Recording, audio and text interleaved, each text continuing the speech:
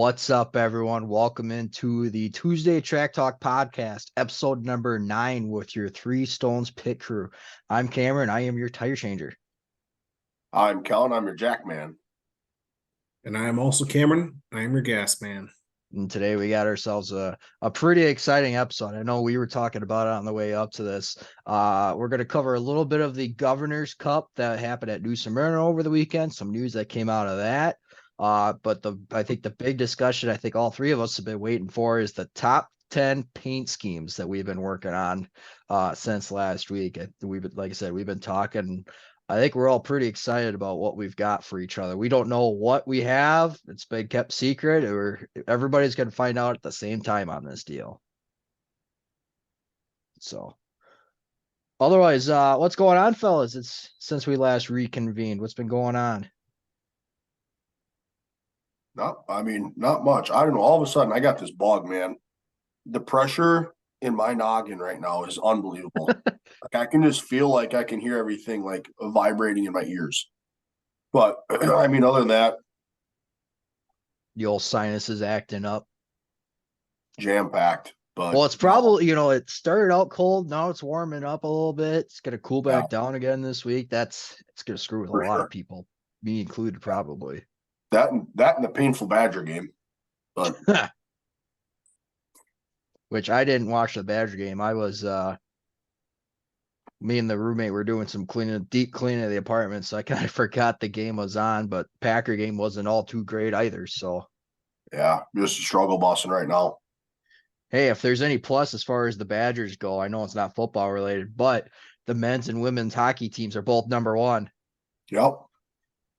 Hockey programs, baby. Hockey school. Yeah, well, if you want me to bring it back down to earth, I was just watching the men's basketball team, and they were getting 20 balled by Providence at halftime. So I just shut the TV off, and it was about to wrap up, and they were down 12. So, Wow. Yeah, I guess we're going to become hockey fans here pretty quick. Yeah. So, hey, hockey's always a good time. But no, anything else before we just hop right into the racing discussions that we got planned for today?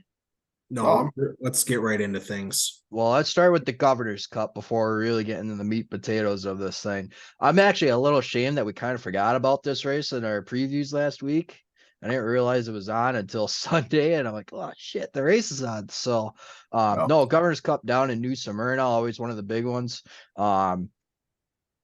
Couple of big names are down there. Ruggiero, William Byron made a start. Stephen Nasse was down there. Obviously, it was a big race for him, and he gets his first win in 13 years of trying for that one. So it's basically his race that he's always wanted to run, being a Florida boy, and he finally got that win.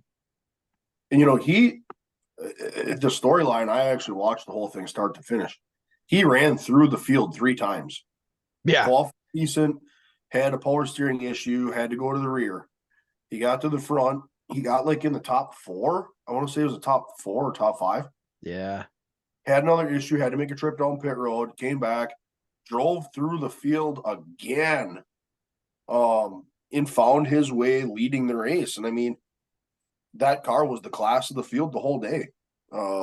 It was side by side the whole time. You had one camera watching Nasse and the other one watching the leaders. So that dude had a rocket ship.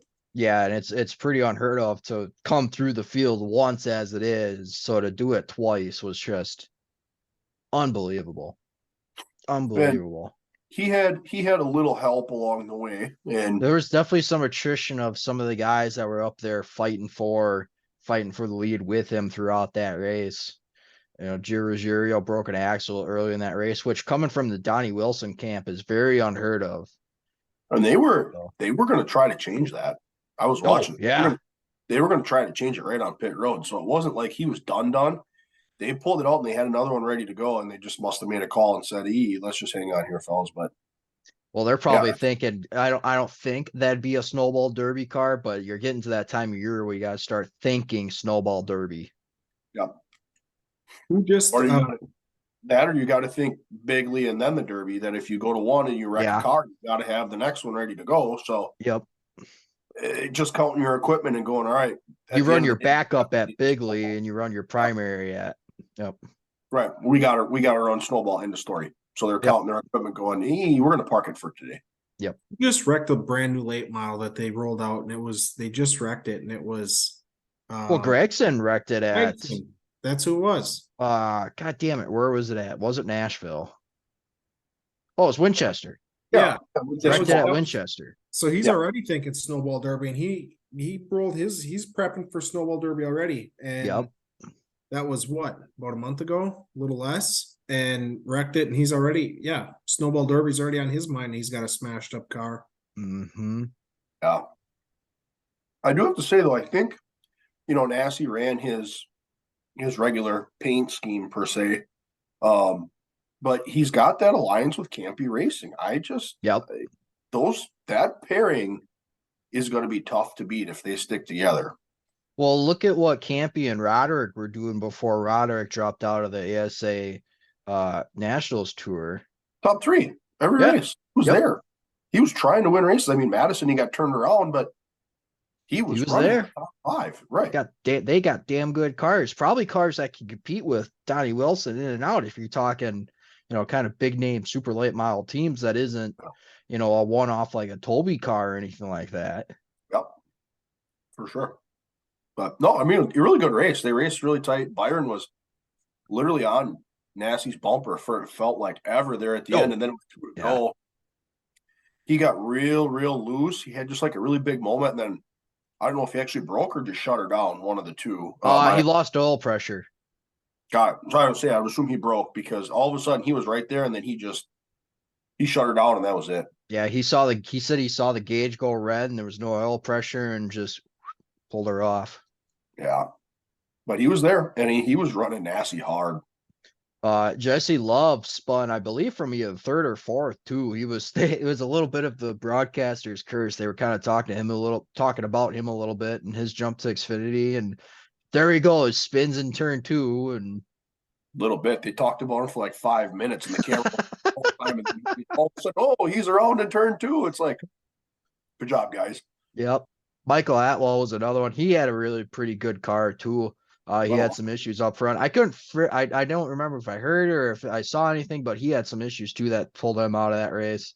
I think they were talking with suspension issues because he was kind of beaten with some guys there for a little bit. And then Byron had oil pressure, so he had a little bit of attrition in that race that went in Nassie's favor to end up winning. But it's always good to see him. He's kind of been on the little bit of a struggle bus this year, so that's a good confidence booster, especially if he's going into the snowball. Yeah, especially when you talk about him openly committing to run the Stars Tour, and then comes all the way up to Madison. I mean, literally as far north. And I mean, he was a brick in the ocean and just couldn't find anything and didn't even make the feature. Yeah. So he was done and out. So he misses a few of those races, but you look at where he's at right now with that Campy team, he's going to have something to say about this snowball derby coming up here. And especially, again, coming off of Winchester and that whole deal that happened there. He's hot at the right time. Yep.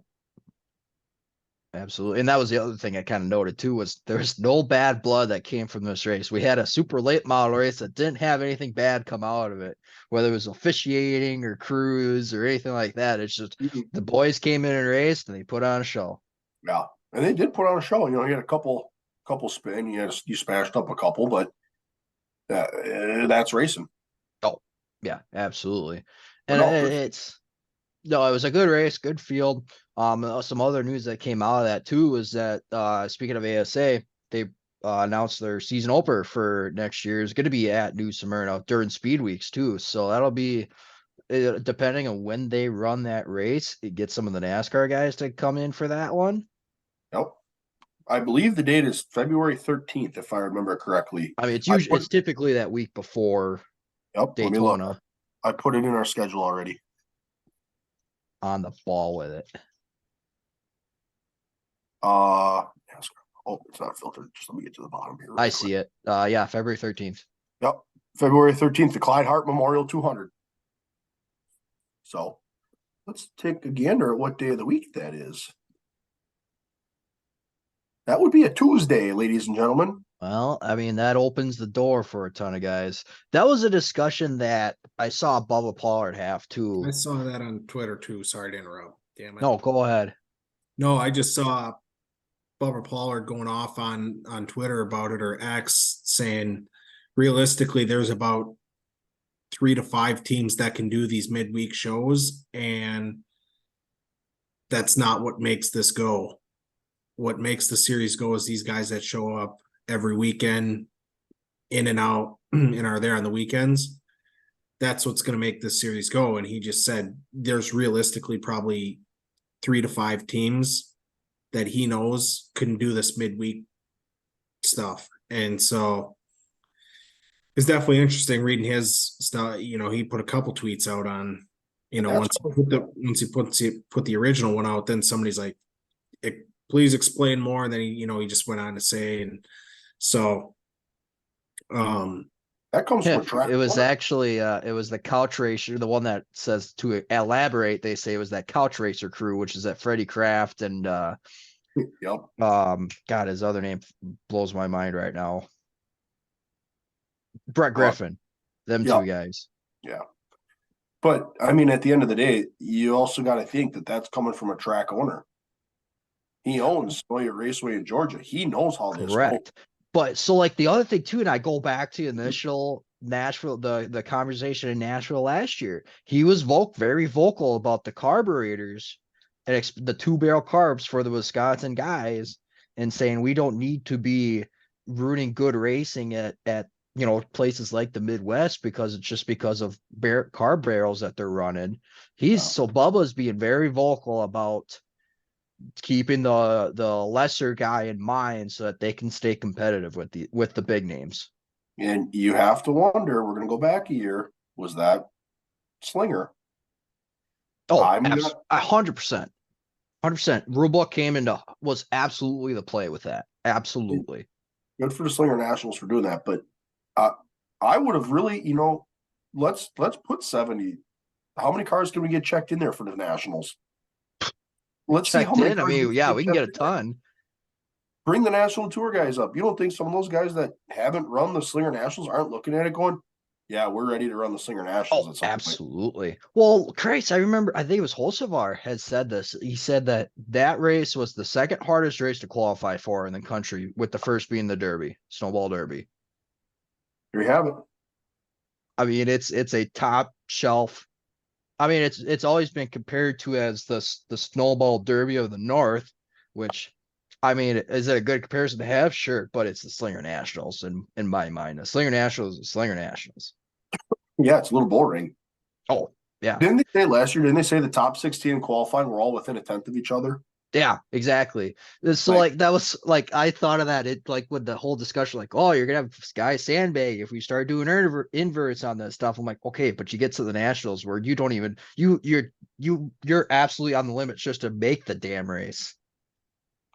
Yeah, it changes that whole dynamic very quickly. So we're getting a little strayed there, but no, big news for ESA. And again, we've kind of heard some rumblings about maybe what some of the schedule might look like, and we'll kind of wait for the full schedule to come out before we spill the beans on that. Yeah, spill the beans on that one. But again, I do like Bubba as being very vocal, and he's kind of the leader of the group when it comes to what the drivers are kind of looking for.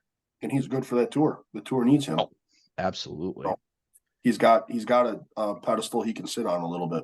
So sure. Got some good racing out of New Smyrna. Some good storylines building up to the Snowball Derby, continuing down that road. And then just a little bit of looking ahead to ASA. So no, I think that was pretty much it on the super late model side. I think there's only 4 races left on the year for super late, so winding down there. So no, any other thoughts there, fellas? No, I'm ready for this next debate. We'll call it a conversation. We'll call it a conversation. Our first off-season topic that we've been kind of hinted at some stuff that we wanted to do throughout the end of the year. We're finally getting to some of these, and I think we picked a hell of a one to start off with, and it's plain and simple: top 10 paint schemes. There was no, it was just, that was the only instruction we were given. Pick 10 Nope. paint schemes. In all of racing. So leave that open for your interpretation. There's no rhyme or reason as far as how these were picked. I think, as we were kind of talking about this, I think we each had our own little themes to this, which we could definitely talk about and explain as we go along here. But I'm excited. I don't, like I said, we were hitting at it. Nobody knows what we have on our list, so this is gonna be fun. We're gonna find out together here. So I think as we were saying, I think how we're gonna do this is we're all just gonna present right away, give our little spiel as to how we have this set up and why we picked these paint schemes. Once all three of us go through them, we're gonna take notes on this too. So once we're done with this, we're going to have a little more discussion and try and maybe narrow down to a top 5 out of the 30 that we pick. We're going to be splitting hairs. I know. All right. And I do want to throw this disclaimer out there. And I think I speak for all of us. This was hard. Oh, this hurt. It was really hard. This hurt. I mean, there's some paint schemes that, I think I had 30 originally. I'm like, God, I'm hitting that delete button. I'm like, this hurts. Oh. Just a little shot each time you do it. And not only that, but like, you got to realize, like, when we're deciding this, like, we'd be lying if we said we didn't have bias. So that comes into it. And it's like, the other thing is we tried our best from our recollection. So we know and understand that there's a million good ones out there that we're missing and not even thinking about, which, yeah, hey, we're a couple episodes. That's what the comments are for. Exactly. And the Twitter and Instagram. Shoot them over. Then we'll discuss them there. But it's when you're limited to 30. Yikes. And keep an eye on the socials. Either tomorrow or Thursday, we'll put our listings of our top 10s and our potential top 5s from there. And yeah, if we miss something, leave a comment. We love to see paint schemes, and that's what half of the racing is. Just really the paint schemes and what the guys come out with. Yep. So, well, should we get into it here, fellas? Yep. Here we go. I'm going to take the lead here. We're going to jump in on this one. I got my notepad here for your bullshit discussion here. I shouldn't say bullshit, but whoa. Hello. All right. Kellen's put the most work. Yep, here we go. So he's got all the transitions. Yeah. All right. So are you going from 10-1 here, or is this just in random order? Yep, 10-1. Okay. All right. So kind of a precursor as to how I'm going to do this. I'm going to present a car, and then I'm going to read my notes on the next one and then open the paint scheme. So this first one should be pretty straightforward. 7-time NASCAR Cup Series champ with 200 wins out of Level Cross, North Carolina, the STP 43 of Richard Petty. Obviously has a ton of records. I just love the Milwaukee Mile in the background. You can't not, as a Wisconsin can't look at that and go, oh, that'll make the list. But any rendition of that 43, I believe, is it's Richard Petty. He's got the records. I mean, look at that there. 1, 2, 3, 4, 5, 6, 7 records alone on the bottom of the screen. Yeah. So from an iconic scheme to just a dominant race car driver, that checks in at my number 10, which is crazy to think. The next driver, sponsored by Quaker State, he's the king of the outlaws, the 2017 Sprint Car Hall of Famer with 876 sprint car wins, 20 World of Outlaw championships from Bloomington, Indiana, Steve Kinzer. So a little backstory on this one. Obviously, the accolades are another thing. But when you look at this, when I was a little tyke, the very first sprint car I ever saw was this one. So I felt like that was the one, kind of looking at it, and you can obviously see he damn near won 1,000 races, 577 World Outlaw features alone. So the pilot Quaker State sprint car certainly cracks the list at number 9. Number 8, he's a dirt late model Hall of Famer, 1997 Dream winner, 2-time Dirt Parade Classic winner, 2-time USA National Champion, 1999 NASCAR Asphalt Remax Rookie of the Year from Menominee, Wisconsin, Jimmy Mars. So obviously, again, close to home here, quite the accolades. But that was an interesting fact to find the asphalt rookie of the year in Jimmy Mars's adventures. So kind of tying the two together, but obviously there's a little connection here with this one right above my noggin there. I felt that the Mars and Owl with his chassis deal has to make the list. The next one, he's a 7-time champ, 5 consecutive 83 wins, 232 top 5s from Cajun, California, Jimmy Johnson. So this iconic 48, this old, I don't want to say super late model look, but it kind of is. I love that sleek nose and hood, but this iconic 48 with the big yellow swoop in there and a little blue on the back. Lowe's obviously sponsored him forever. And when Jimmy was winning, it was in a rendition of this scheme. So we felt Jimmy had to make the list. So next one, he's a 4-time World of Outlaw champ, a 2019 Dream winner, 3-time Prater Classic champ, 3-time World Finals Finale winner, 2018 USA National winner from New Berlin, Illinois, Brandon Shepard. So I went with a little different rendition of this one. I don't know why I love this one so much, but the Budweiser camel at the dome, that baby just sticks out. I don't know what it was. This was one I had on the list that that's on the list. Dude, it was either between that or the black and orange camel, and I might have just this car is unreal. Love it. And to realize his age and all the accolades he has already, where do you even begin?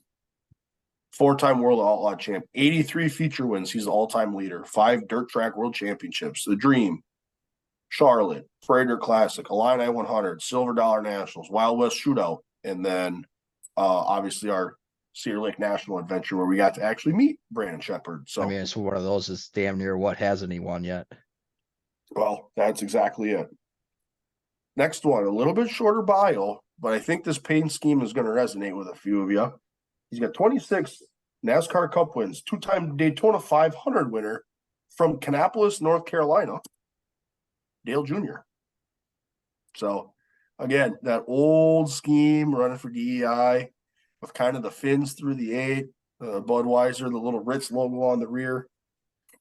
That was, for me, when I see that is Dale Jr.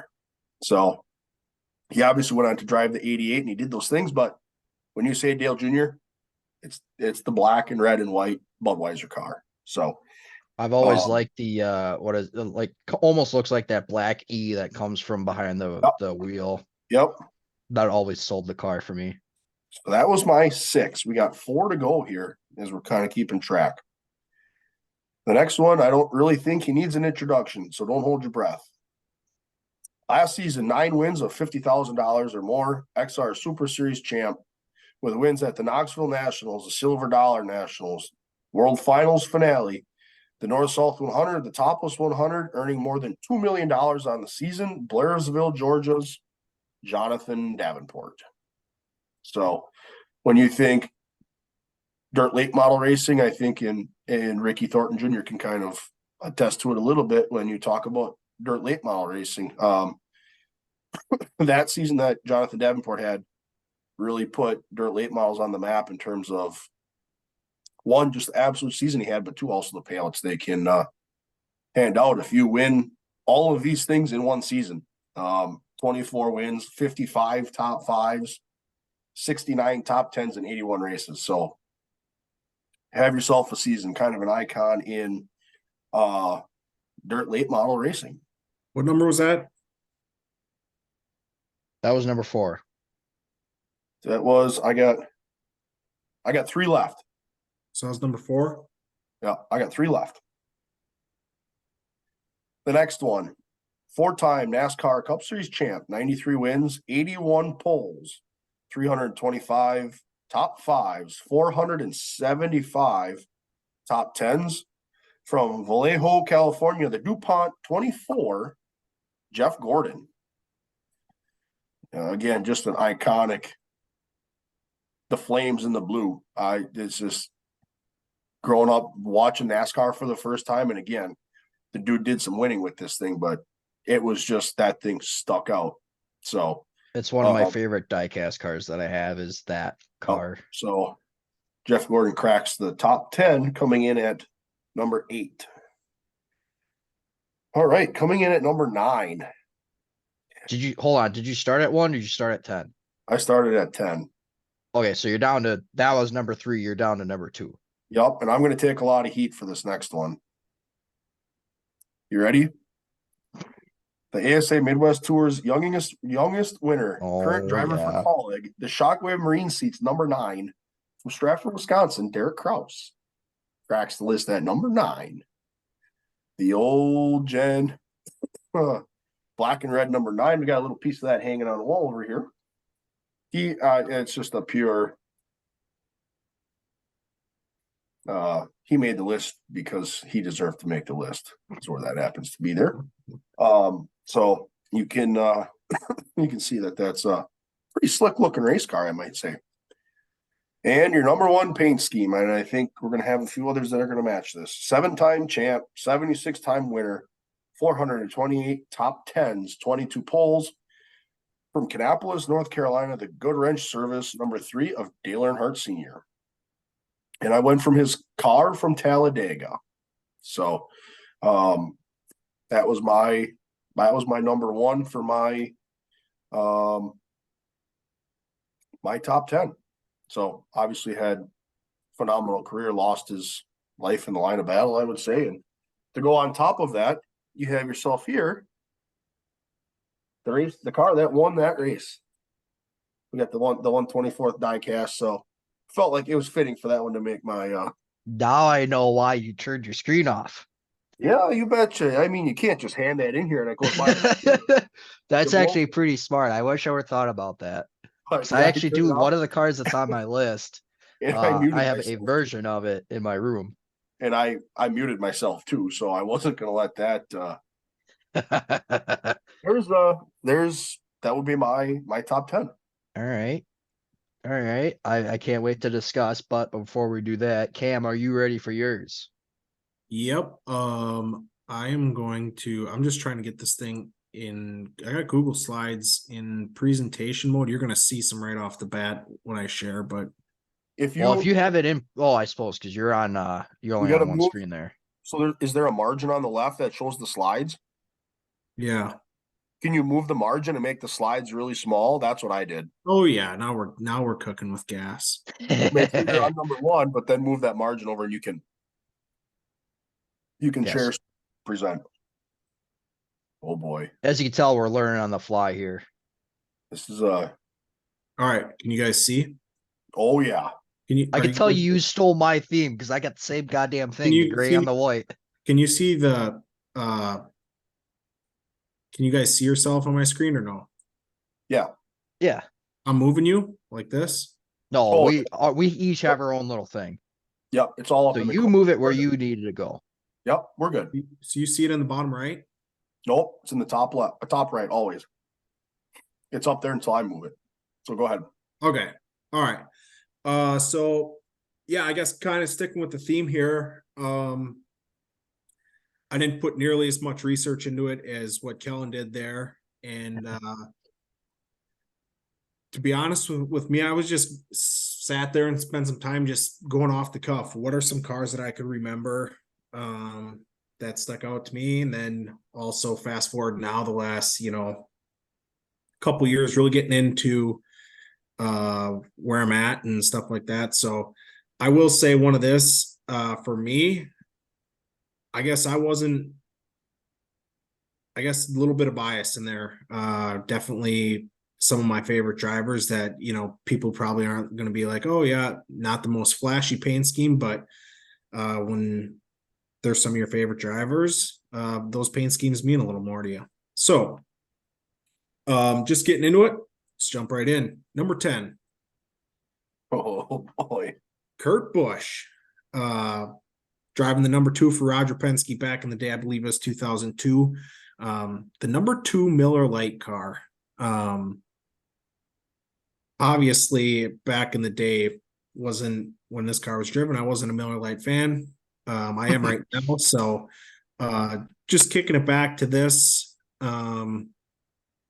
Just a sharp looking car, got the Vortex bottle on there. Yeah. Yep, the Vortex bottle. There you go. Vortex bottle back in the day that apparently made it a smoother down the throat. But just a clean blue car, nice Miller Lite logo in the hood, the bottle and the glass. I like the number right in the middle of the glass. So the accents, the yellow accents are beer.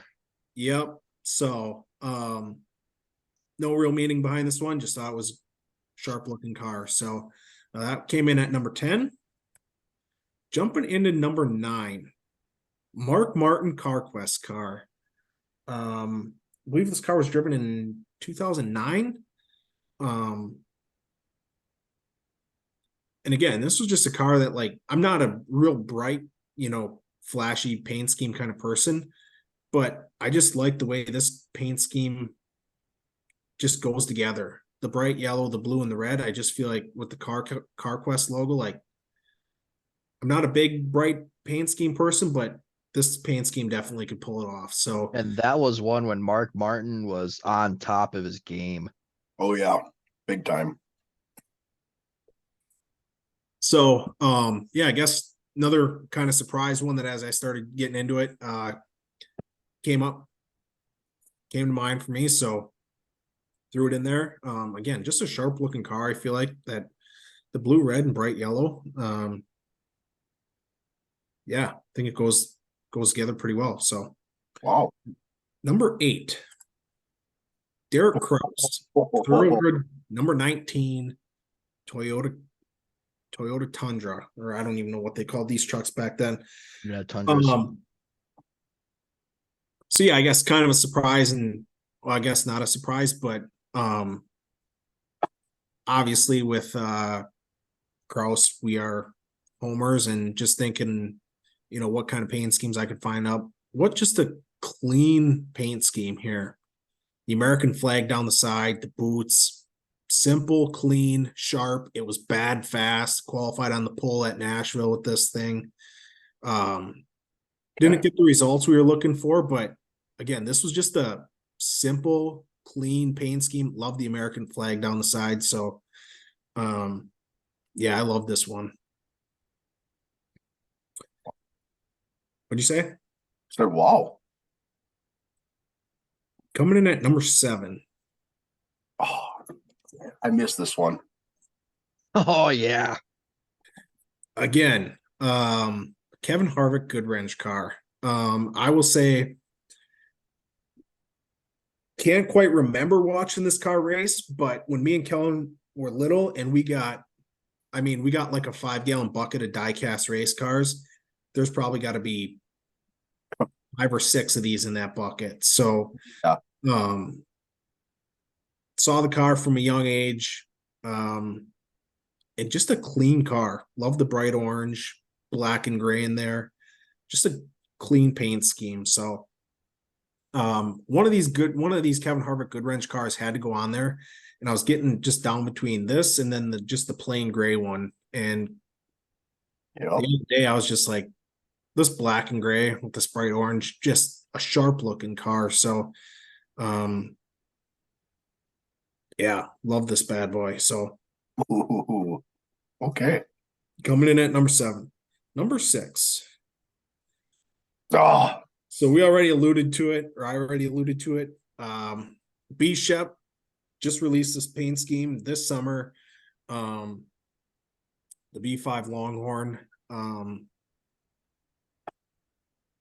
It was down. I was kind of torn between all 3 of these new paints. So from my understanding, it's the same scheme, just different colors.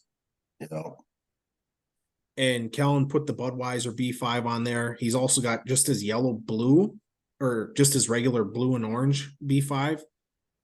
Honestly, all 3 of them could be on the top list, but obviously we're in Wisconsin. Got the hunting theme going. This weekend's opening weekend of deer season. So, no, I guess I just love this. The black, orange, and the throw the camel in the middle down the side. So, again, just a nice, just clean paint scheme. I Really am enjoy. a fan of that one too. Big time. Yeah. So pretty awesome. Coming in at number 5. JD. No surprise, Kellen. That's why I asked what number we were on, because we picked the same exact photo from Always Race Day. You had him at number 4. I had him at number 5.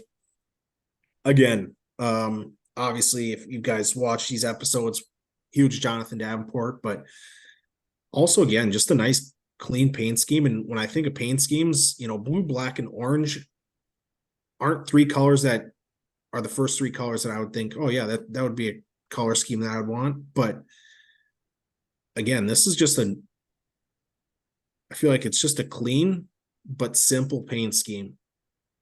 Nothing flashy, but still catches the eye. So a little bit of bias there, putting JD at 5, but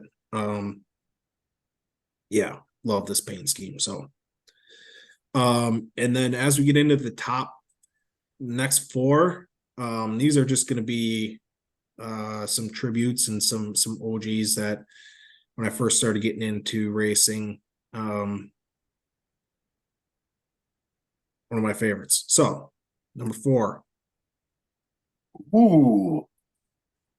As you can see, we got the Dale Earnhardt Jr. Budweiser car at Talladega. Obviously not in a great position there, spinning on the infield. But yeah, I got that diecast behind me. And those are like from the Monte Carlo days, because it's got the black stripes all the way back. Yeah. So again, I just love this red, and then the black and white. I love the black top on it too. So again, and when I first started getting into racing, Kellen, obviously our grandpa was a huge Earnhardt fan. So naturally, that's what we grew up with. So for the longest time was a Dale Earnhardt Jr. fan. So definitely just one of my favorite drivers. So number 3. Oh Ooh. yes. Wow. We went with the Dale Earnhardt Senior Good Wrench and Bass Pro Shops gold number 3. Obviously we talked lengths about Earnhardt and what he meant to the sports, and obviously I feel like every one of his paint schemes, you could do a top 10 of just his paint schemes with how iconic all of them are. So definitely was a battle trying to get down to which Earnhardt paint schemes go on here, because then it's like the Coca-Cola, the Wheaties. I mean, you can go down the list of Earnhardt paint schemes that could be on this list. But at the end of the day, just love this gold car, gold and black, clean. Yeah. Wow. Number 2, going back to growing up, my favorite driver, Earnhardt Jr. The old 4 or 500. Or sorry, that was 2005. That one is. I believe it was. Again, I don't know what it was about this car, but this was the first car I thought of right away. I Googled Dale Earnhardt Jr., white and red top Budweiser car, and this was the first car that came to mind. So yeah, obviously I just love Dale Jr. And then again, I love this just clean car, red, white, and gold. The white top, I feel like adds a nice little accent to the car, separates it nice. So yeah, this sucker's bad to the bone. Side note, I've always loved like these Daytona action shots that they get. I think they're the perfect photo angle for paint schemes. That and the other thing I noticed right away is look at how far down the rear end is lowered. Oh yeah. Wheel well. But So yeah, I love it's like kind of like an aerial, but it's not, Yeah. oh, Whoever that photographer is deserves a raise. right there, we're talking. It's got the date. February 12th, 2005. That would have right? been the 500 Yep. Yep. or one of the So- qualifying races. Yep. Yep. So yeah, love this bad boy. Pretty sharp and clean car. And then coming in at number 1, no surprise, the Intimidator. Just a good wrench. This thing is just clean cut, simple, iconic. Yeah. So obviously was repping the Dale sweatshirt tonight, knowing I got him at number 1. And ironically, we started the podcast late, and this is actually insane to think about. We started the podcast late because I couldn't find the one that I wanted. And I wanted that damn Talladega car with the orange spoiler on it, which Kellen number 1. And so I was Googling all this shit, Dale Earnhardt Jr., orange spoiler, this, that, and the other thing, trying to come up with where I could find it. And I found one picture, but I was just like, I'm just going to go, this is OG Intimidator. You say Dale Earnhardt, and like this paint scheme comes to mind. So again, love this paint scheme. Clean, iconic. Not the most flashy, but when you think Dale Earnhardt, like this is what comes to mind. So For sure. So that was my top 10. And then obviously, as you can see, I didn't have all the photo credits on there. I guess I was just on Google Images, so not trying to get myself in any legal trouble there. So yeah, I can try to go back and find them, but yeah, was just on Google Images, trying to narrow things down and trying to find what I could. So hopefully I can get some photo creds back on there, but yeah, hopefully I don't get myself in trouble with that. That'd be good. I suppose I'm up then. So let's get mine shared here. Time out. So we were all talking about he's got a theme, and I'm already putting 2 and 2 together that Dale Earnhardt Jr.'s Sundrop Super Late model is going to be on this top 10 list. So I spoiler, it is not on the list. Oh, but I figured this would be a good shirt to wear on the occasion since we're talking about paint schemes, because this is a very good race car to start off with.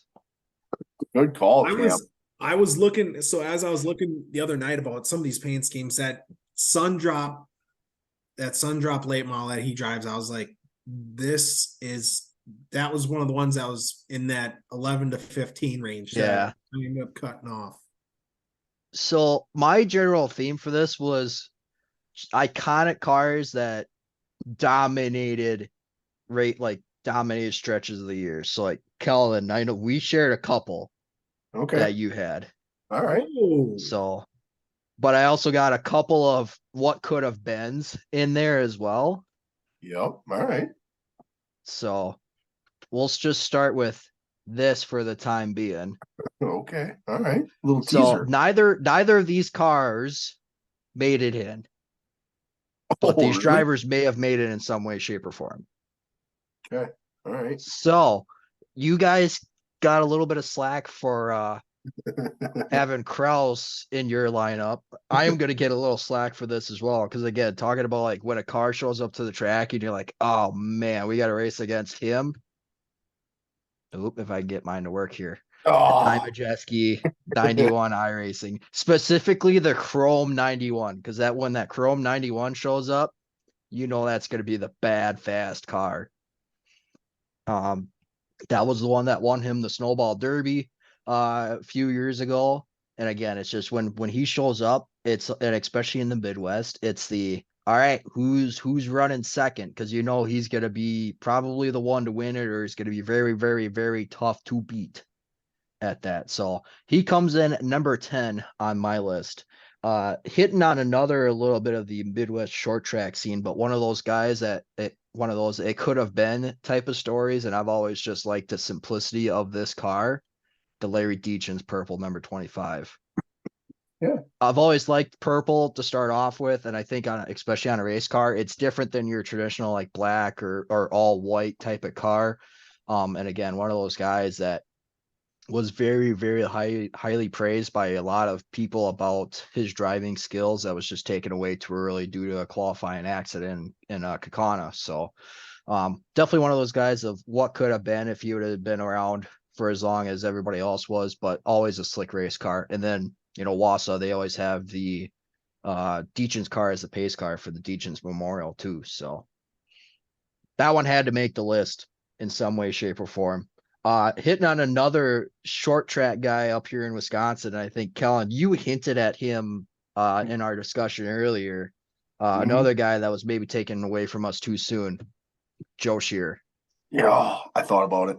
And that red, white, that specifically that red, white, and blue car they had. So this one is at Madison. Capital Speedway would have been back in the day.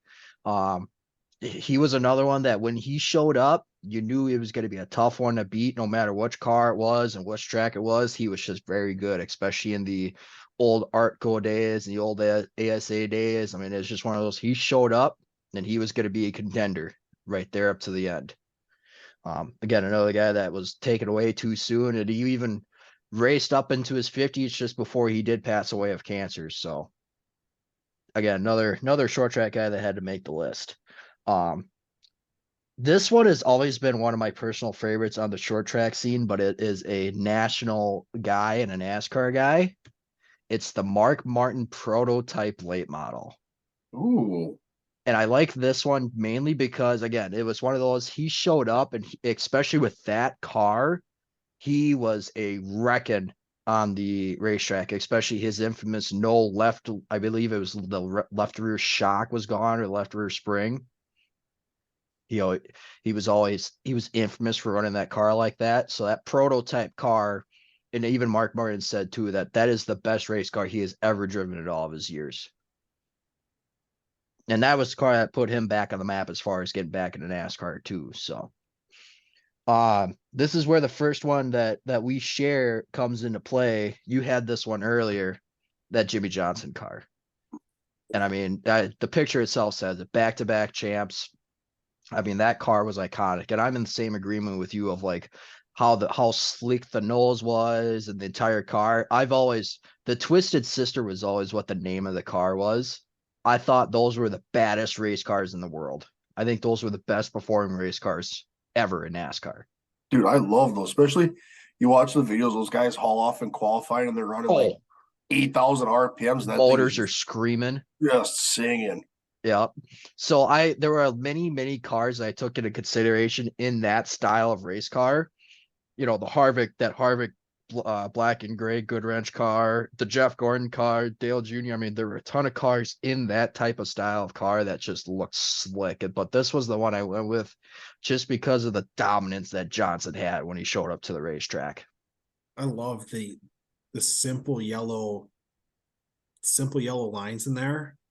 Yep. Like those lines are those simple yellow lines around the front splitter. Like it just makes the car pop. There were other versions of the Lowe's car, but the one that sells it for me is the black in the middle of the door. True. Like that was the car for me of the Lowe's cars. Yeah, it's a sharp car. So that came in at number 6. So we're cracking the top 5 here now. I kind of hinted that there were some drivers that were on the title screen that made it into the list, but not in those cars. One of them was Earnhardt, but it was for that Wrangler number 3. Wrangler, all right. I've always loved the Wrangler cars, no matter who was driving them or what car they were on. I specifically love the 84 Monte Carlo. It's just because I've always thought that was the car back in the day too. So that Wrangler number 3 again was one of those that when he showed up to the track, I mean, it was a force to be reckoned with. I mean, look at how many highlight reels he had in that number 3 car. The pass in the grass, the windshield at was it Richmond Richmond? The going through the grass on the road course. I believe that one was Riverside. So I mean, you just had a lot of iconic moments with that car as well. But again, one of my favorite Earnhardt cars. That was a 12 to 15 for me too. This was one that I was like, again, I had so many Earnhardt options. It was like, Yep. Sucks cutting it off the list. But Yep. And again, this is one of those, like, I also kind of stuck with like the car itself. So again, that 84 Monte Carlo that was the car for me. Coming in at number 4, and again, this is a little bit of the type of car, but it's also just a simplistic paint scheme, is the Wood Brothers car, and it's specifically that 71 Mercury Cyclone. David Pearson drove it. Cale Yarborough drove it. I mean, there were numerous number of drivers that drove for the Wood Brothers in those type of cars. But that gold chrome 21 coming down at Daytona, I mean, that was a slick car. One of my favorites of all time in the NASCAR scene. And again, having that style body of car, I just always thought that was slick too. I didn't realize, obviously I know the Wood Brothers is run 21, but I didn't know going way back this far. But as I was thinking about, I was doing some research on Sunday. The Harrison Burton, like 2023 with the gold 21. Yeah.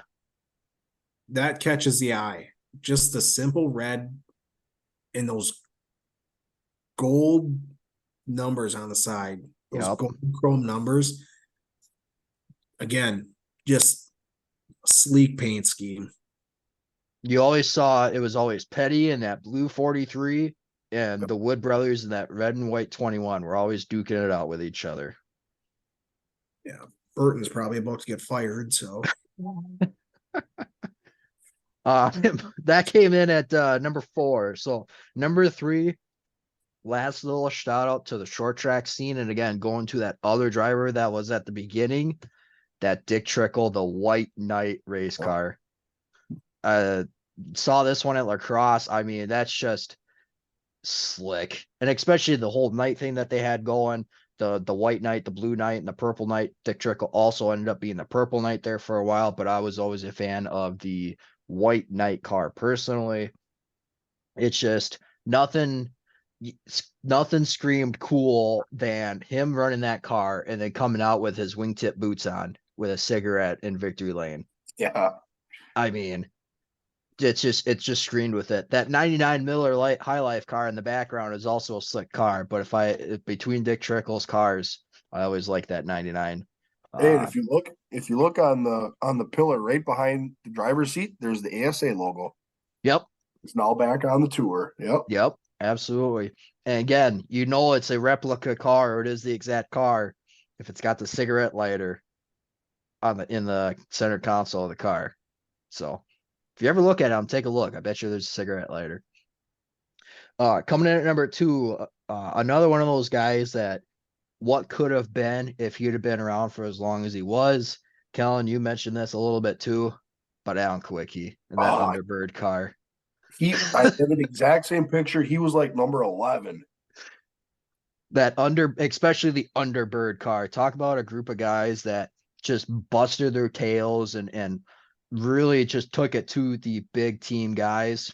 He did it on his own. He had his own. It was his team. He wrote all the checks. He made all the phone calls. He had every say to do with that car, and he goes in and wins a championship by beating, again, some of the big name cars like Davey Allison, Bill Elliott. There was one more in that title fight, but I don't remember who it was. But no, it's just I always loved especially the Underbird. Yeah, Alan Kwiecki, again, one of those guys that who knows what he could have done if he would have been around longer. And coming in at number 1, I mean, you have to go with the Petty car STP, but I went specifically with that Dodge Charger. Oh. That just screams America right there, in my opinion. Dodge Charger STP Richard Petty, again, nothing screams cool like that. Coming out with a sickle mustache and sly grin that he's always had, and that 426 on the hood too. Yep. And again, you see that car and that David Pearson car going back and forth with each other, especially at Daytona. I mean, it was phenomenal. That was the definition of win on Sunday and sell on Monday on those days. So, ultimately, that is my top 10. Again, I think we had 3 very drastic and different scenarios there. But I think we got ourselves a hell of a list here. For sure. So I guess one thing off the cuff, I would like to go around and just ping you guys on, what are, I guess, right now, after going through what sparked, what did you guys miss? What was your guys' 11 to 15? What were some of those cars that were fringe, but you cut off? And then after seeing some of them, is there any that popped to mind that you're like, damn it, that should have been in the top 10? The Jeff Gordon DuPont car was definitely like in my 11 to 15. Yeah. And the only reason I didn't go with that was, like I said, I kind of went with cars that were really dominant in the eras of it. So in like that 2007 range, he was good, but not Jimmy Johnson good. That's fair. So like I said, it's kind of the style car too. So, you saw the evolution from the 01 Monte Carlos to the SSs of the 07s. And that 07 car was just mint. Yeah, mine was Kowicki. I had him on there, and honestly, I had the paint scheme of that car, and I even had the picture from the NASCAR Hall of Fame with that hauler going around Bristol the last time with that car in there. Like, I had that, and I just started doing a little research. I'm like, there was too much that I felt like I couldn't leave him off the list. So Kowicki was one that he'd have been there. I contemplated Shear. He was another one. I contemplated the Jim Sauter from the same time. I looked at him too. I looked at that silver 5. Okay, you looked at the silver one. I looked at the red one that said Dairyland down the fence there. Red one. He was another one. I looked at Brandon Shepherd in that orange car, but I'm like, God, it's a good car, but just not top 10 for me at the moment, just with me having my background with the late models in the NASCAR. Honestly, I went Dome because I knew that car was going to make Cam's top 10. Sure. I didn't even have to know what I knew. I'm like, all right. So I gave up, and that Dome picture came up. I'm like, the Budweiser and the camo. I'm like, yep, that's it. There were a couple of junior Budweiser cars that definitely would have been the top 15 as well. I always forget like the Born on This Date, and like he had that all-star car that he won with in 01, the MLB All-Star Game 1. He always had a couple of special ones when he went to Daytona. I always forget about those ones, but that red one was always just the iconic one too.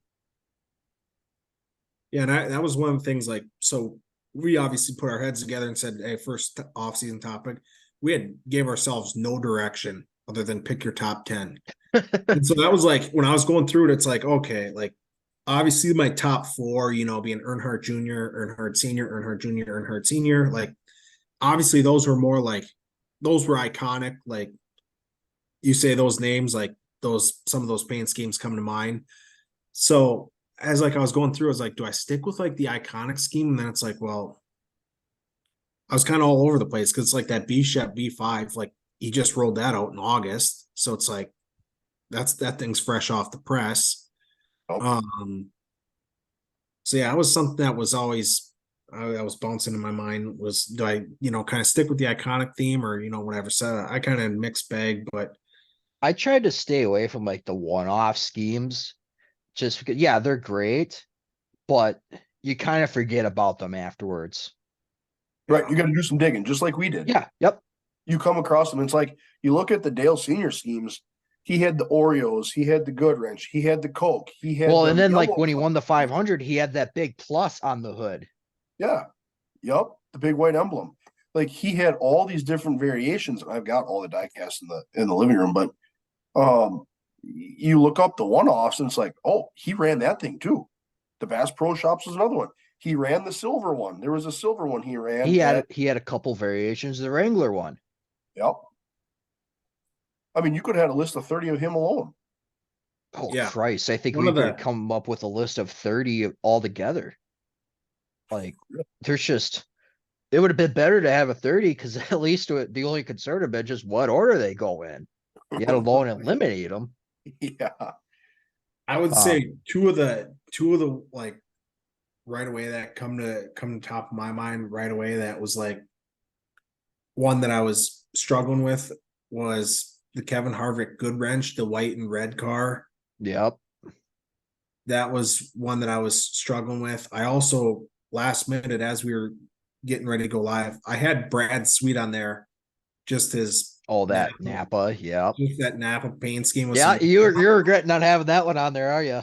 So I was just like, I had it on there, but I was just like, I didn't know of any like really old like dirt paint schemes. Like I was looking at a couple guys, like the Steve Kinzer one actually kind of threw me off. I was a little surprised that you threw that one in there.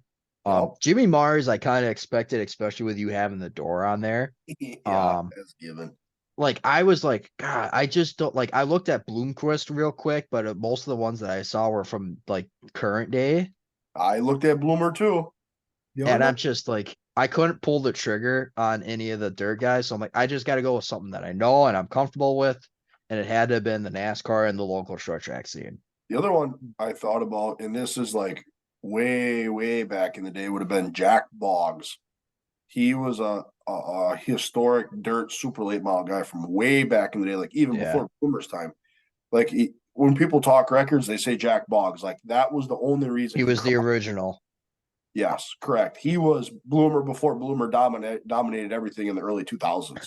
Another one that came to mind as far as like the super late model ones, he was in my top 10 originally before I knocked him out just to kind of stick with the theme, was that Chris Weinkauf car. The pink one? The pink one, the multicolor one. Yep. That one was in my list too. Or his older one from a little bit earlier was more like solid pink, but it was like reflective and metallic. Yep. That was another one that crossed my mind. Yep. The Chris Weinkauf car came across my mind too. So the other two, I had this computer was smoking trying to find these pictures last night. I sent them both to Cam. I thought about it because they were literally guys that we watched weekly. And when you went to the race, you knew the first guy they got to pick, and he was going to pick Dean LaPointe at Marshall. You're going to be pretty good to win the feature. Oh, yeah. Dean LaPointe had that black and orange kind of checkered flag feel with the light logo. Yep. I thought about him. And then the other one I thought was back in the day at Monster Hall, which the place is not open anymore. Troy Kuyath won 1999 Wisconsin National Championship running there. And like you had guys like Joe Duvall running there. You had Kevin Adams who now builds motors for modifieds. Like the field, the guys that ran there for points, it was insane. But again, it was a car that we watched every single week. So that was the part for me that it's like when somebody got to pick, you were going to pick Troy Kuyath or Jed Moore. And another one that kind of came to mind as far as like, one or the other was, comparing it to Dick Trickle was Tom Refner. That was another one that popped up for me. For sure. So that would kind of be like my top 15, I would say. And that was something where I was like struggling to really, I guess, back in those days, I couldn't always remember. I obviously remember Dean LaPointe, some of that stuff and the Weinkaufs and some of those guys when we first started going to that local stuff. But I will say I guess that leads to my point of I was definitely lacking the short track scene because lack of knowledge. So I was mainly stuck in the Cup series of like when I was first introduced, but a couple that I left off was the Sterling Marlin, the Silver Bullet. Yep. I left that one off, and then another one that maybe is not real iconic or flashy, but was the Dale Jarrett 88 UPS car. I looked at I looked at the quality care, that blue 88 that he ran. I looked at that one.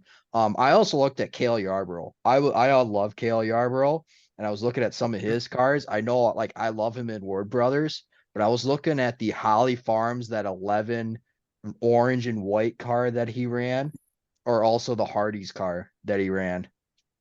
Like those, I thought about those two as well.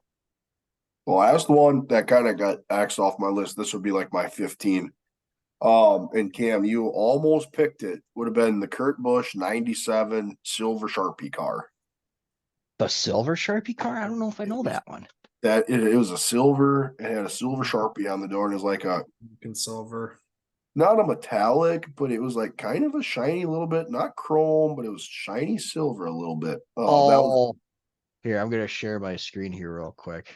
that was another one that crossed my big noggin.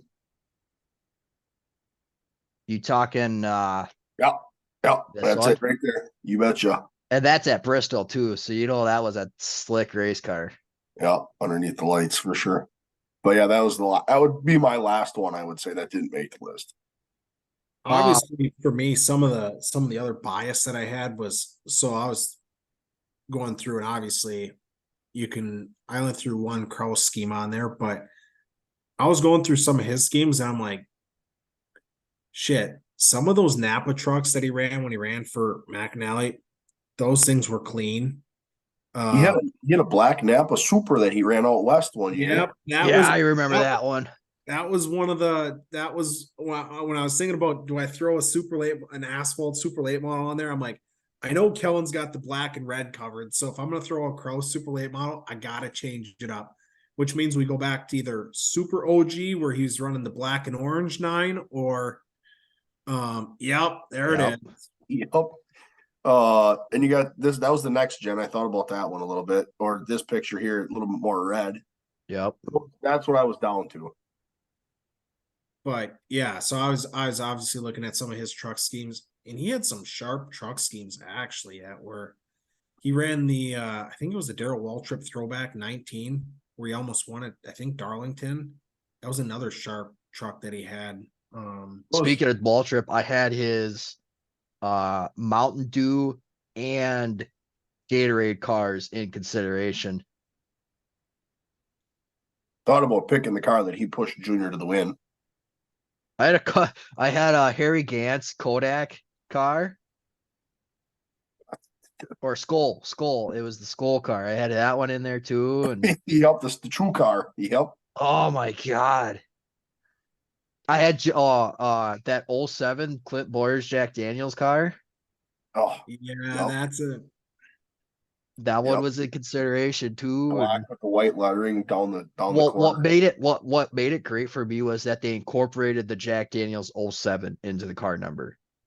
Like that sold the car. Right. That was a Jack Daniels car. Yep. It was not an RCR car. It was not a Clint Boyer car. It was a Jack Daniels car. Yep. The liquor car. For sure. Cam, you threw me off a little bit with your first two, like the Kurt Busch, Miller Lite, and then the Mark Martin CarQuest ones. But then you mentioned like those were like the first cars that you kind of like remember from when you first got into it. I'm like, okay, that makes sense. Like those are the ones that just stick with you. Yeah, like I'd say the Mark Martin one more. So I obviously, for people that don't know, I like Miller Lite. So like, obviously I didn't realize growing up, whatever that Kurt Busch car was from early on. But so I was like, I got to throw an ode to the beer I drink, Miller Lite. So I started going through, like Brad K had some sweet schemes. I love just the white Miller Lite car. And some Coke 600 where you throw a little American flag on that too. I was like, shoot. But yeah, and then the Kellogg's car, I'm pretty sure we had a Diecast growing up of a couple Mark Martin 5 Kellogg's and CarQuest. We had a couple Diecasts. So when I was thinking OG, I'm like, right away I went to the bucket of Diecast that we have, and I'm like, what could I think of right off the bat? And Mark Martin popped into mind, so I was like, I gotta throw one out too. He's an OG too. So those are the cars when we were little kids, and you take them out of the concrete and you set them on their side and you scuff them up like they were in a wreck, and then you wipe them off real quick and you bring them back to the kitchen table. Then you got them going around a circle, and that's where those for sure. The Valvoline Mark Martin cars also got taken. That was another one that I was looking at when I was looking at Mark Martin schemes. But also, side note, as we're talking about, those little die casts, for people that don't realize, growing up, you had the rubber tires that you could take off. Yeah. And I don't know why, but stop. Our Jackman Kellen just loved chewing on shit. So dude would chew on tires like I used to We used the chew on tires, and We're good now because this one's got some rubber on it yet. Kellen used to chew the tires on those, and then Mom still kept it, but his pencils from when he was in, I don't know if he was nervous or what, from kindergarten, he had like those thick pencils that were like this, and dude would just privacy. Dude would just gnaw on them things, but yeah, that talking about like what you guys did with the old 164s. I used to have like the 4-lane drag race car, but like it was the hill on the way down. Yep. So I always had weekend tournaments of, the cars would race against each other. Yeah.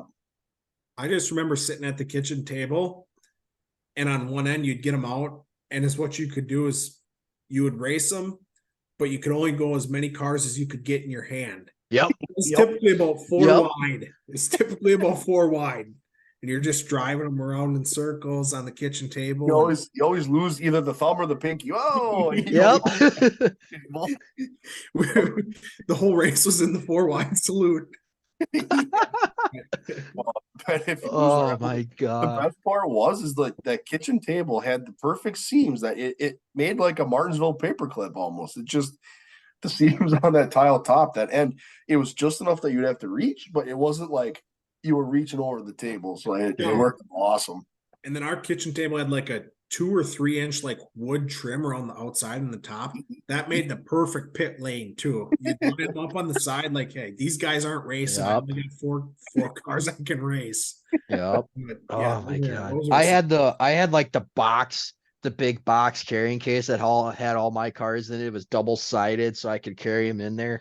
Always had them in numerical order. Like I knew who each driver was, and then I graduated up to the big cars. I gotta go look for one car because I think I might have a diecast now that we're talking. Actually, the most recent 124 is the one I got, or 164 is this Ryan Blaney one.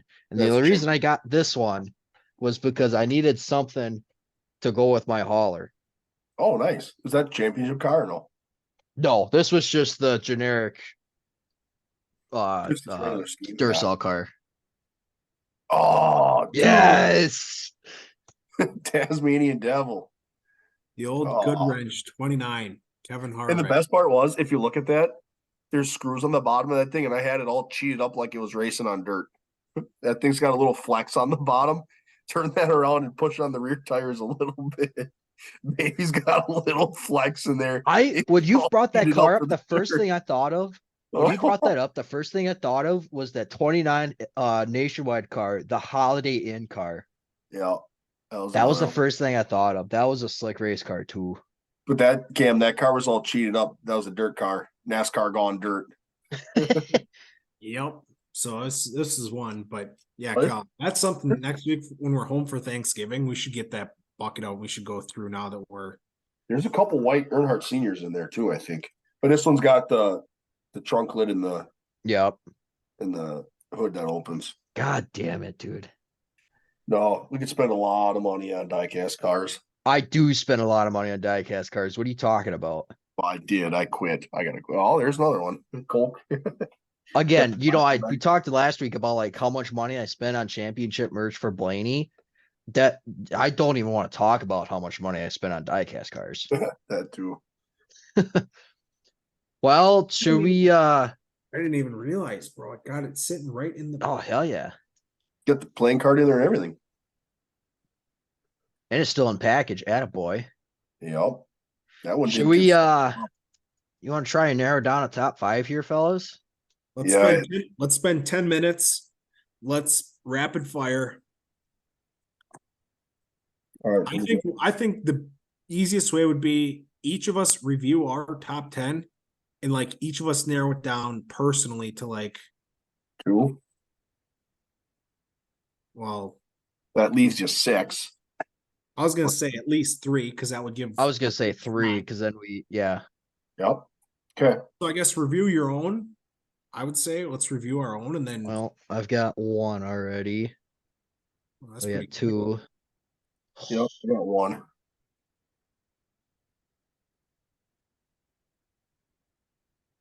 Man, girl, you putting Petty in there or no? Yeah. Okay, I'll leave them all done. Okay. Kel, are you putting the Intimidator in there? Yeah, I got my Dale Senior Dagger car in there. Yeah. I also put Johnson in there too. Okay, got it.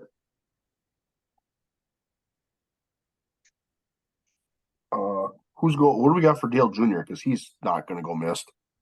I don't have any juniors, so that's on you two. Damn, I think we take yours. I like the one with the black stripes down the side. Okay. So Dale Jr. Well, God Christ, this is getting pretty easy because I'm down to one yet. Unless well, I guess we can stick them in there and we can talk about it. You guys doing any actually none of you guys throwing any dirt guys in there, or you sticking NASCAR? I feel like I think this is gonna tend towards NASCAR. Probably, yeah. I mean, I thought about B-Shep, but I just don't think it's as quite as iconic to racing as we've envisioned this to be, I think.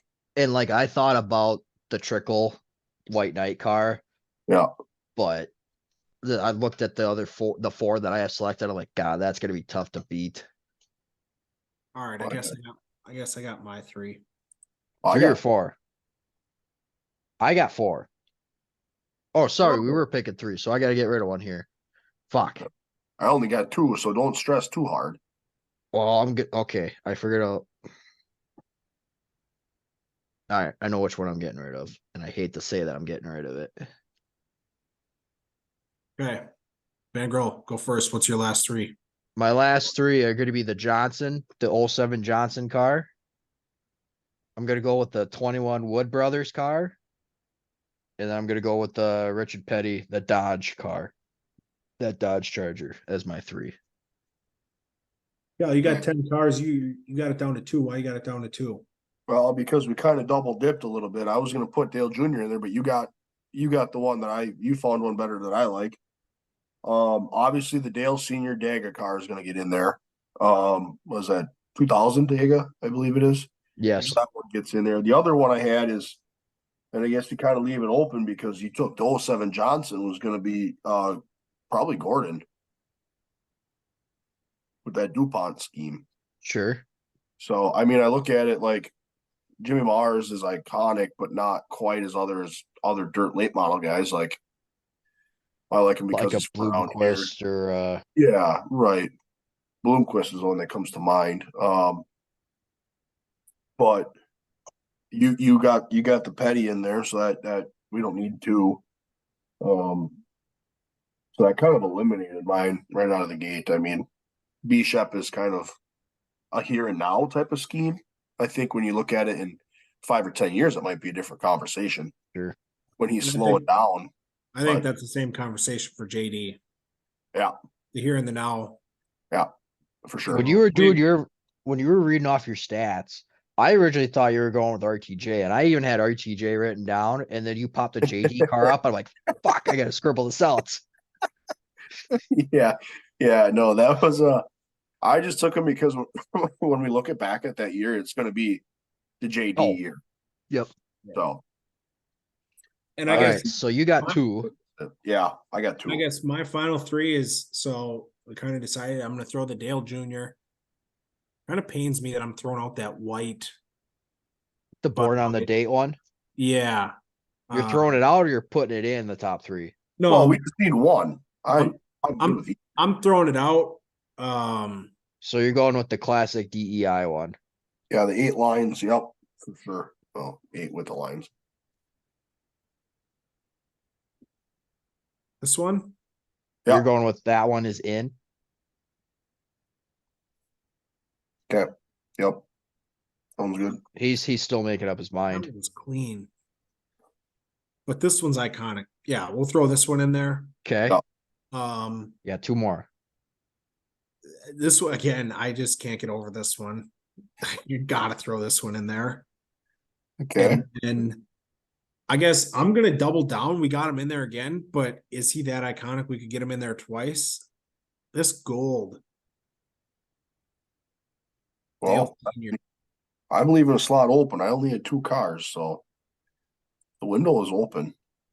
So You got to remember, we got to narrow this down to a top 5 then too yet. So we got 3, 6, we got 8 cars. Yeah, so we got to terminate 3. Oh, Holy Christ, you guys, this is harder than I thought. honest, I love the car, but if I'm going to eliminate one right out of the gate, I would have to eliminate the Harvick gray and black one. If Okay. I had a vote. Okay. Good thing you don't have a vote. So we got to eliminate one more. Well, hey, so let's do this. So I guess Let's each let's just do a vote. Let's each pick 2 cars, and if all 3 of us pick the same car, obviously that gets eliminated. Yep. Let's just do that. Let's each pick 2 cars, and then we'll vote on that. So I've got one. We got to eliminate 3. We'll eliminate them by process. So even if we eliminate one on this vote, that's one that we eliminate. Correct. Because if we each pick 2, that's still 6 for a list of 5 there. Big math guy. Okay, so you've got Johnson, the 21 Wood brothers, and you got Richard Petty. Kellen's got Dale Sr. and Gordon. I got Dale Jr., Kevin Harvick, and Dale Sr. So we got 8 total. And I've got my 2 that I would vote right now. Which are? The Harvick car. Are out? Harvick car's out. Okay. And again, it pains me to do this, and I hate to do this, but that Bass Pro Shops car. Okay. It's a one-off. Like if I have those are my 2. Yeah. Yeah. And Scam, I'm sorry they're your 2 picks, but those are the 2 that I got. I'm trying not to target you. Well, I guess what comes to mind for me right off the bat is the 21 Wood brothers. Okay. I would agree. Okay, And- so that's 2 votes there. Again, the other one that's not to target, if looking at my list, the 3 that I thought I would eliminate probably right off the bat would be the Dale Sr., the Gold, Bass Pro Shop. Okay. Cal, are you kind of on that same boat? Yeah, it's not iconic. It's a one-off, I think. Okay, so Yep. that we'll eliminate that one now. That one's Yep. gone. So that one's out. And I guess I wasn't ready to throw the Harvick car out, so I guess I was going to throw a vote at old Jeffy Gordon. Okay. Well, at the end of the day, what it's down to is it's down to Gordon and Harvick, and we got to eliminate one. If I was good at like it, next one on my list of eliminations would have been the Gordon car. Like he would have been number 3 as far as like eliminations go. You'd have been Gordon and then Harvick, or Harvick and then Gordon. It would have been Harvick, Bass Pro, then Gordon. So you're saying keep him. He's more on the keep list than he is the cut. Well, if he's a majority vote, then I'm okay with the vote. Well, I had it down to 2 going in, so. God damn it, this is hard. 2, and I know. We still got we got 2 cars we got to get out of here yet. So what cars do we have that are locked in? Let's go for this one. Yeah, let's do that. So Dale Sr. at Dag, I think, is locked in, correct? Yes. I could agree with that. Yep. Dale Jr., that 8 car. I'm not 100% sold. Hold on, I'm looking at the list here.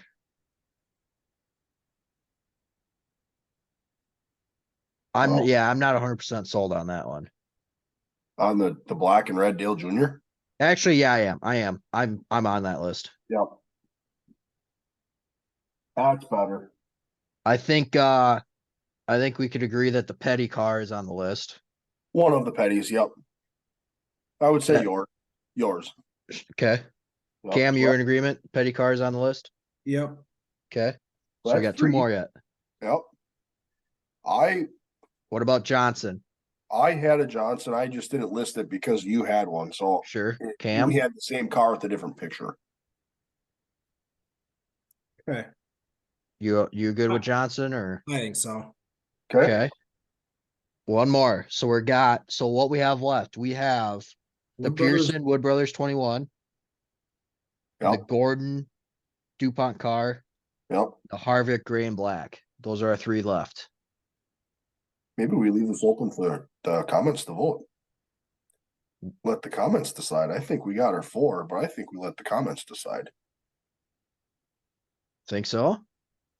Cam, Uh, or we vote, or we picking one? I was gonna say this top 5 is in no particular order. This is just Yeah. so our 5. I guess we could. My thought process, if I were to eliminate those 3 cars, my order of elimination would be the Wood Brothers, Gordon, Harvick.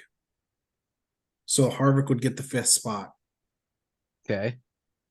And I would say that's strictly out of, for me, it's recency bias growing up. Like, I can't. Sure. You know, the Wood Brothers car, obviously clean car, but, had, whatever. And then so for me, it's, who do I know in the paint schemes? I know coming down to Gordon and Harvick. The Gordon car is definitely iconic, but so is the Harvick. And I guess when they're both iconic, then it's like, which one do you like more? And for me, I like the gray, black, or the gray, black, orange, and silver. So at the end of the day, we left it open for interpretation. Yep. Kellen, you got to vote at all, or out of those 3? I'm literally 50-50. If you want to decide, I'm good with Gordon or Harvick. Honestly, God, I can't decide. Like I said, I prefer the Gordon over the Harvick. Well, then I got to make a decision. Yeah, so you got to decide Gordon over Harvick. I think we're all in agreement that Wood Brothers is out at this point. Correct. Yeah, he's Right. out. Johnson, Petty. I feel like we're on an episode of Survivor. Who's getting voted off the island? Well, for real. Like, And it's nobody knows. options. And nobody knows who's voting, so there's some backstabbing going on. Yeah. Right. So we're down to the final vote. Here, let's do. Or do we take 4? What? Or just take 4. I'm okay with 4. Otherwise, I was just going to do the simple flip a coin. Whoever's what is what. Yeah, we're giving you an option. You could put the dagger in this and round off this top 5. Flip the coin. I'm literally 50-50. I'm going to call it in the air too. Okay, so you want to do heads? You want to do heads as Gordon, tails as Harvick? No, let's go heads Harvick. The H's go together there, Tiger. Heads Harvick, tails Gordon. Okay. No, Heads Harvick. Harvick is in. All Harvick right. is in. That was- Okay, so our top 5 in no particular order is going to be the Dale Senior Daga car, Yep. the number 8 DEI car for Dale Jr., Yep.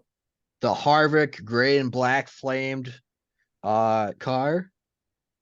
We're going to go with Jimmy Johnson's 07 Lowe's car, Yep. and then the Richard Petty 43 STP car. Yep. That's our top 5.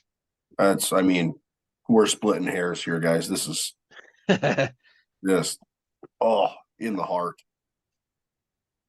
Okay. Oh, we got it to 5. Not without a little controversy, to say the Yeah, least. I'd say so. But no, I'm intrigued if when we do put these out, we definitely want to hear comments. What you guys think, what we didn't put on the list, what we should have put on the list, who should have been in top 5, who shouldn't have been. Yeah. I got a For feeling sure. we're just gonna get blasted for ones that we didn't even think about. Oh. There's gonna be so many good ones that it's like we're gonna read them and it's gonna be like, how did I forget that? Absolutely. But yeah, Hell of a discussion. the Gordon and Harvick was. It was a toss up. I'm thinking about Gordon right now, and it's like, yeah, probably is more iconic, could get thrown in there, definitely. But that Harvick car was just slick. It was sweet. So, yeah, I don't know. Be interested to see what the people got to say, and yeah, it's actually a lot of fun. Tell you what, that was a hell of a time. The time flew by on that one. Holy cow. Yeah, for real. That was awesome. Any last thoughts before we do some quick race previews for this coming weekend? No, I think we like it's just stressed the point from the get-go is we had it to 30 and there's a million we didn't throw in there that are gonna be in there, but with a little bit of our own personal influence, we got it down to 10 a person and we got it down to 5 total. As so a group. Yep. But you gotta remember that's also coming from the cars we've watched and the cars we've seen and what we know is or believe Our personal favorites. Iconic, yep, as well. For sure. So hot and heavy debate there for a little while. Yeah. Yeah. And I guess honestly, for the first off-season episode, had a ton of fun doing this. Yes. So many good options, ton of fun looking, takes you actually back down memory lane of like the Harvick car was like, yeah, I first got introduced to this car when I was a little tyke when I was 5 or 6 years old, playing diecast cars on the table. So, and then you throw it back to like the Jimmy Johnson, just the domination for the period of time where it's just like, all right, Jimmy Johnson's going to win the championship this year, showing up to every race, winning it, to the most iconic racers almost you could argue in the sport, Petty, Dale Sr., and Dale Jr. So, no, I had a ton of fun doing this. It was an absolute fantastic first off-season episode. So let's figure now that we got it down to 5, we could rank them 5-1.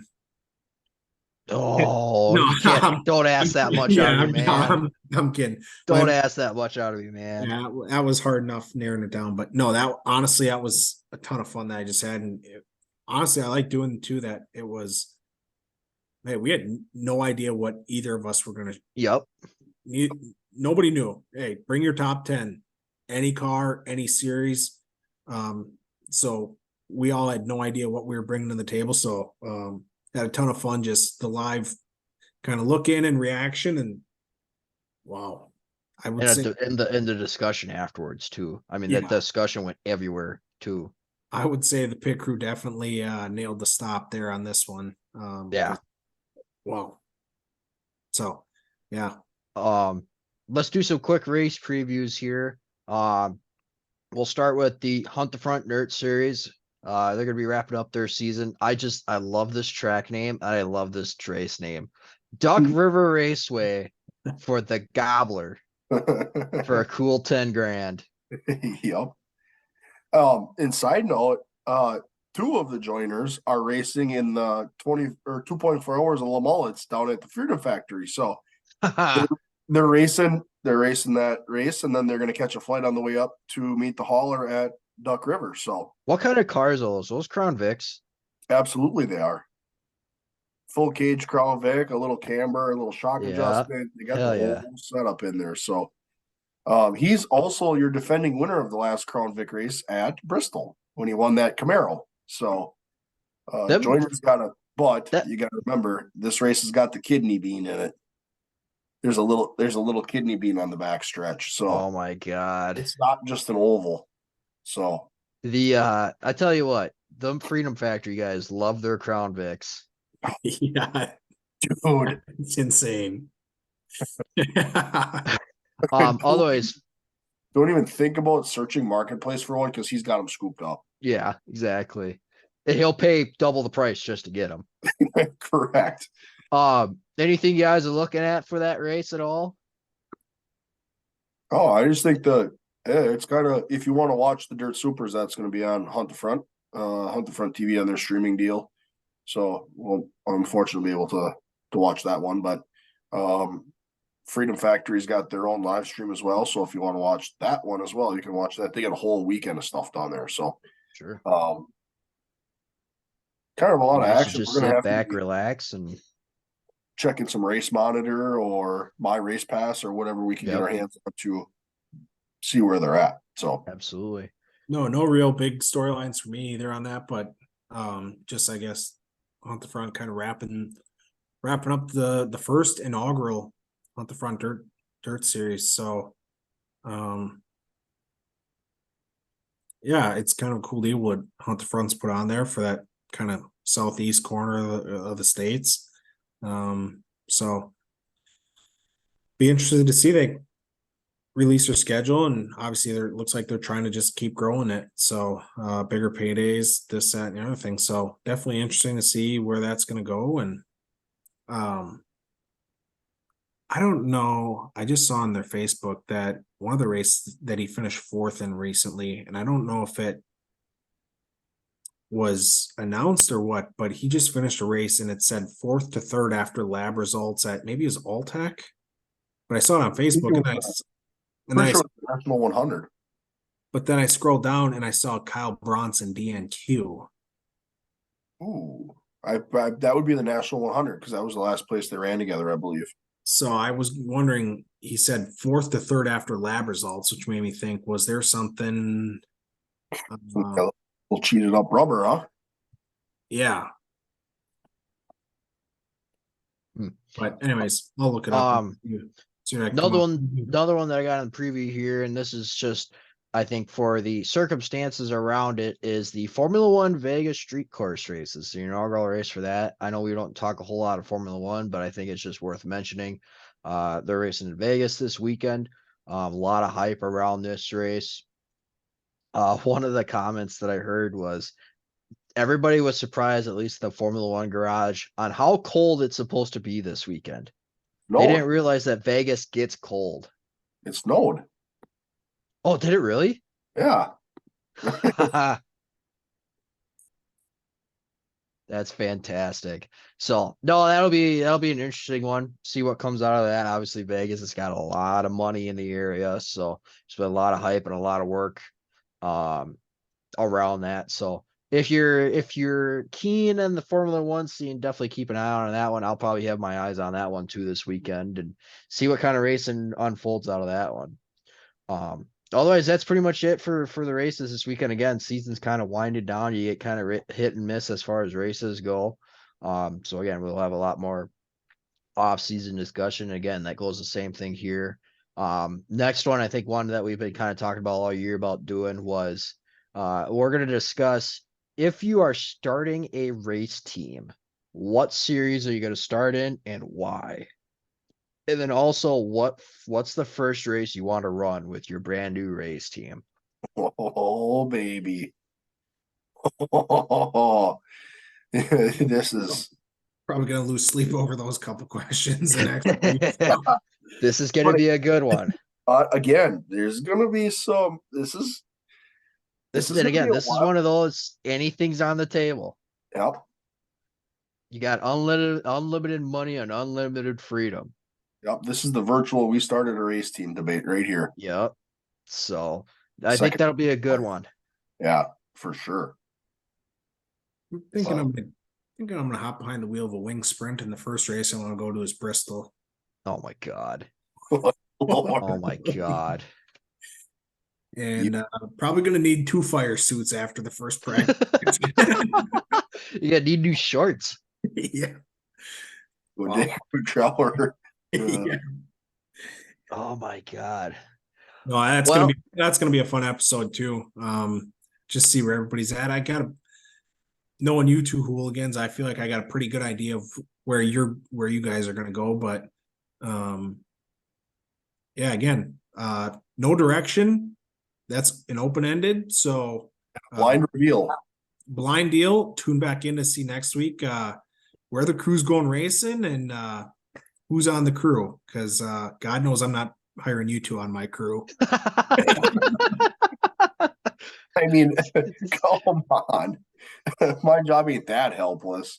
I mean, I'm the one that's going to be in the most trouble, and hell, I can at least be a spotter if worse comes to worse. Maybe not, depending on where he goes. I'll wear those bright pink fluorescent gloves. Well, if I run a wing sprint, well, yeah, I do need a tire changer because those pit crews are. Them suckers can change tires. Yeah, real. Any final thoughts here, fellas, before we sign off for this one? Oh, this was solid, absolutely solid. Yeah, ton of fun. Again, and as we try to grow this thing, we'd love if you guys got any ideas for what you want to see, any topics you want to discuss, throw them in the comments. And like we said, obviously first off-season episode with paint schemes. Show us your paint schemes. Yeah, let us know what we're missing. Because there's definitely some iconic ones out there that we're probably drawing a blank on, didn't even come across. Obviously we've kind of mentioned we cut off some good ones in that 11 to 15 range. That was tough, but yeah, as always, shameless plug, like, comment, subscribe, share it with your friends, and hit the bell. You'll be the first to get notified. Socials will kind of slow down as the off season goes, but always keep an eye out on stuff that's going out on that as well too. Yeah, I feel like race season is slowing down, but hey, this podcast, we're just getting heat in the engine. Oh, absolutely. We're just getting ready to go for a practice session. So now looking forward to next week. I think the crew is rolling. We're nailing our pit stops right now. Big time. And as always, if there's still a lot of racing going on around the country that maybe we didn't hit, if your local short track's still running, go hit them up. It's always a great time. Bring the family with you. Support your local short tracks. You hear of more tracks closing than you do hear opening, and we want to keep them suckers around. You get a lot of great people that come out of those, and it helps the community out a ton. So make sure you go visit your local short tracks. Everyone appreciates it, from the drivers to the crews to everybody that's working at the track as well. And it allows the pit crew to continue to go to short tracks. Absolutely. So yeah, again, don't forget to like, comment, subscribe, hit that bell, keep an eye on the socials. Otherwise, we will see you next week for what team are we starting and why. Thanks, everyone.